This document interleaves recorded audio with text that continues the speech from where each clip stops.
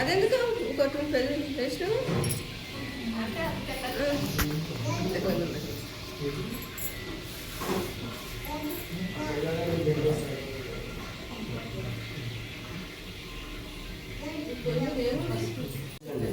తీసుకోండి కొంచెం దీపాన్ని వెలిగించండి పట్టుకోండి. సాజ్యం త్రివర్తి సంయుక్తం వహ్నినా యోజితం ప్రియ గృహాణ మంగళం దీపం త్రైలోక్యతిమిరాపః భక్త్యా దీపం ప్రయశ్చామే దేవాయ పరమాత్మనే ప్రాహిమానరగాద్ఘోరా దివ్యర్జ్యోతిర్నమోస్తుతే సాక్షాత్ జ్యోతిస్వరూపం దీపం దర్శయామి. పుష్పవాన్ ప్రజావాన్ పశుమాన్ భవతి ఆశమ్య ఒక స్పూన్ ఉండేమ్మా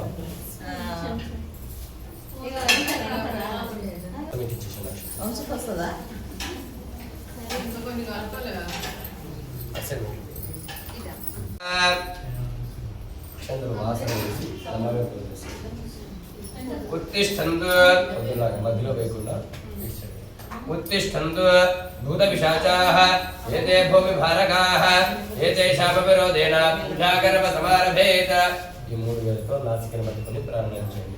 ఓం భూః ఓం భువః ఓం స్వః ఓం మహః ఓం ఝనః ఓం తపః ఓం సత్యో ఆపో జ్యోతిరసోమృతం బ్రహ్మభూర్భువస్వరం కలుపుకోండి. పునఃశుద్ధిం కృత్వా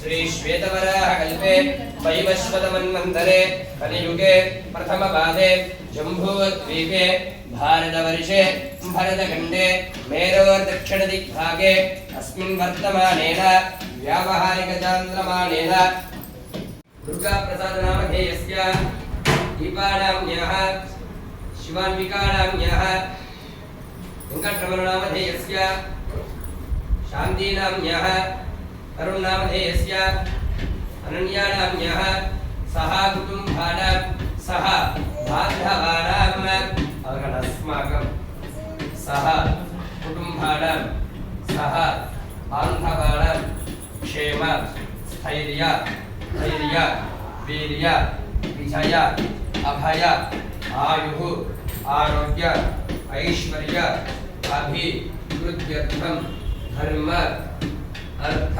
పుష్పాక్షరైరత్యంచ డాడీ హరిద్రా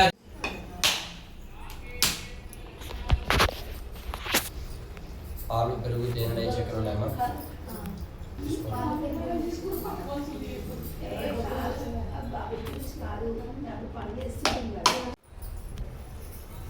చిన్నగా అభిషేకం చేస్తాం.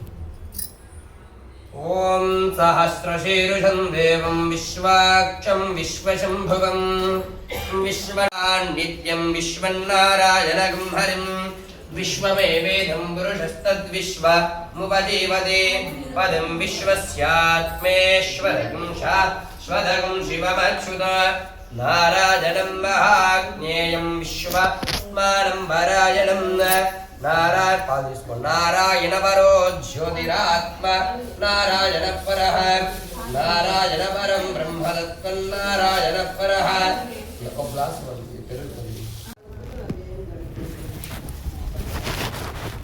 అక్క అమరనయనం యోగిహృద్యానగమ్యం వందే విష్ణుం భవభయహరం సర్వలోకైకనాథం.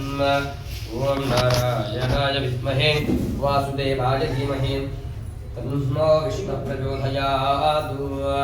వజ్రణగాయ విద్మహే ధీష్ణదగ్పుష్పాయ ధీమహి తన్నో నారసింహ ప్రచోదయాత్. పూర్వం ఒకప్పుడు శౌనకాది మహామునులు కొందరు నైమిషారణ్యములో కూడున్న వారై సూత మహామునులు ఇక్కడ అడుగుతారన్నమాట. ఏ వ్రతము చేసినా ఏ తపస్సు చేసినా కోరిన ఫలములు సిద్ధించునో కోరిన కోరికలు తీర్చదనో ఆ యొక్క వ్రతాన్ని ఆ యొక్క తపస్సుని మాకు వివరించండి అయ్యా అనేసి కొంతమంది శిష్యులు ఒక గురువుని అడుగుతారు వాళ్ళు. ఆ గురువు గారు పేరు సూత మహాముని. ఆయన ఏమని చెబుతాడంటే, ఓ ఈ మునిశ్రేష్ఠులారా, మీరు అడిగిన విధముగానే నారదుడు శ్రీ మహావిష్ణువుని అడిగను. ఆ యొక్క కథ చెబుతాను, శ్రద్ధగా వినండి అని అంటారన్నమాట. పూర్వకానొక రోజున నారదుడు సకల లోకములు తిరుగుచూ మార్గదేశమున భూలోకానికి వచ్చను. అంటే ఈ ముల్లోకాలన్నీ మొత్తము నారదుడు తిరుగుతుంటాడంటే ఎప్పుడు. అలా తిరిగే సమయంలో అనుకోకుండా భూలోకానికి వస్తాడంట. వచ్చినప్పుడు భూలోకంలో మానవులు పడుతున్న కష్టాలు, మానవుడు అనుభవిస్తున్నటువంటి బాధ, దుఃఖము చూసి నారదుడు ఏడుస్తూ వైకుంఠానికి వెళ్తాడన్న. వైకుంఠంలో ఎవరుంటారమ్మా?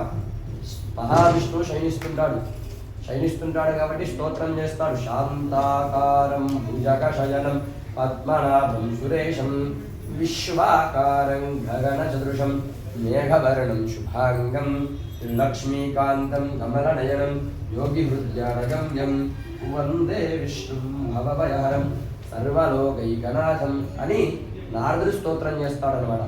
ఆ స్తోత్రాన్ని విన్న వెంటనే మహావిష్ణువు నిద్ర లేచి, నారద, నీ వచ్చిన కారణం ఏమిటి? నీ కోరిక తప్పక నెరవేరుస్తాను అనేసి అంటాడనమాట, వరమిస్తాడనమాట. వెంటనే నారదుడు జగద్రక్ష, దామోదర, సత్యనారాయణ, నారాయణ అనుకుంటూ భూలోకంలో మానవులు చాలా కష్టాలు అనుభవిస్తున్నారు, చాలా దుఃఖముతో బాధపడుతున్నారు. వారికి ఆ కష్టాలు, ఆ దుఃఖము ఎలా తొలగిపోవును? అందులకు ఏదైనా ఒక ఉపాయం ఉంటే నాకు తెలియజేయండి అనేసి నారదుడు మహావిష్ణువు అడుగుతాడన్నమాట. వెంటనే మహావిష్ణువు సంతోషించి, నారద, నీవు లోకాయుతార్థమై చాలా చక్కటి విషయం అడిగింది. అంటే ఈ లోకమంతటికి చాలా మంచి విషయం అడిగింది. కాబట్టి అందులో ఒక వ్రతము గలదు. అది శ్రీ రమాశైల వీర వెంకట సత్యనారాయణ స్వామి వ్రతం. ఆ యొక్క వ్రతము చేసినచో సకల దుఃఖములు తొలగిపోవును, సకల భయ దుఃఖ విముక్తి నుండి బయటపడును అనేసి అంటారు అన్నమాట. మా మాట్లాడకండి అని అంటాడు. వెంటనే నారదుడు దాన్ని విన్న వెంటనే, అయ్యా చాలా ధన్యుడయ్యానయ్యా, మీరు ఈ విషయాన్ని చెప్పిన వెంటనే నేను వెళ్ళి భూలోకాన్ని మానవులు చెబుతానయ్యా అనేసి వెళ్తుంటాడు. వెళ్ళేటప్పుడు సమయంలో తనకు ఒక ఆలోచన వస్తుంది. నారదుడికి ఈ యొక్క వ్రతం అంటే ఎవరిని పూజించాలి? వ్రతం అని చెప్పారు, ఎవరిని పూజించాలి? ఇంతకు ముందు ఎవరైనా పూజించారా? ఆ వ్రతాన్ని ఎలా పూజించాలి మొత్తం వివరించుకొని అర్థమైన తెలియజేసుకొని వెళ్ళి భూలోకంలో ఉన్నటువంటి మానవులు చెబుతారనేసి మళ్ళీ అడుగుతాడు.